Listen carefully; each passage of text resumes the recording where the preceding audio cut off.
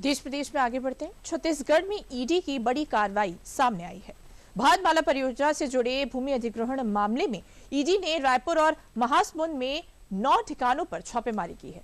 Raipur Visakhapatnam economic corridor से जुड़े इस मामले में मुआवजा वितरण में गड़बड़ी के आरोप है। ईडी कारोबारी हरमीत खनूजा, उनके सहयोगियों और कुछ अधिकारियों से जुड़े ठिकानों की जांच कर रही है। देखिए रिपोर्ट।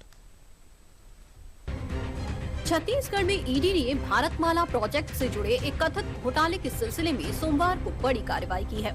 इस कार्रवाई के तहत रायपुर और महासमुंद जिलों में एक साथ 9 ठिकानों पर छापेमारी की गई। जिन इलाकों में छापे पड़े वहां सुरक्षा के कड़े इंतजाम देखने को मिले और बाहरी लोगों की आवाजाही पूरी तरह रोक दी गई। ईडी की इस कार्रवाई में कारोबारी हरमीत खनूजा और उनके सहयोगियों, कुछ अधिकारियों और जमीन मालिकों से जुड़ी संपत्तियों को निशाना बनाया गया है।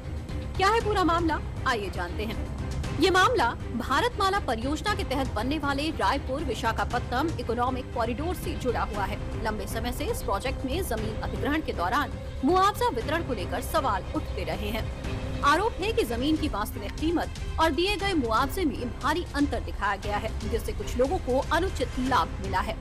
रायपुर में ईडी की टीमों ने जमीन कारोबारी हरमीत खनूजा, जसवीर सिंह बग्गा और उनसे जुड़े लोगों के ठिकानों पर छापेमारी की। इसके अलावा उन जमीन मालिकों से जुड़े परिसरों की भी जांच की जा रही है, जिनकी जमीनें इस इकोनॉमिक कॉरिडोर के लिए अधिग्रहित की गई थी। जांच में ये सामने आया है कि जमीन अधिग्रहण प्रक्रिया में 43 करोड़ रुपए की धोखाधड़ी हुई है।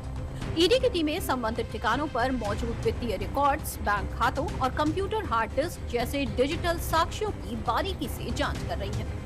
ईडी इस मामले की जांच prevention of money laundering act यानी पीएमएलए के तहत कर रही है।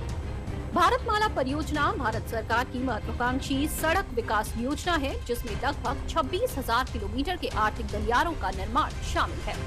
इसका उद्देश्य गोल्डन क्वाड्रिलेटरल और उत्तर दक्षिण तथा पूर्व पश्चिम गलियारों को जोड़ना है, जिससे माल ढुलाई और सड़क यातायात की सुविधा बढ़ सके। जांच एजेंसी ये पता लगाने की कोशिश कर रही है कि जमीन के मूल्यांकन और मुआवजे के भुगतान में गड़बड़ी कैसे हुई और इसमें किन लोगों की मिली भगत थी।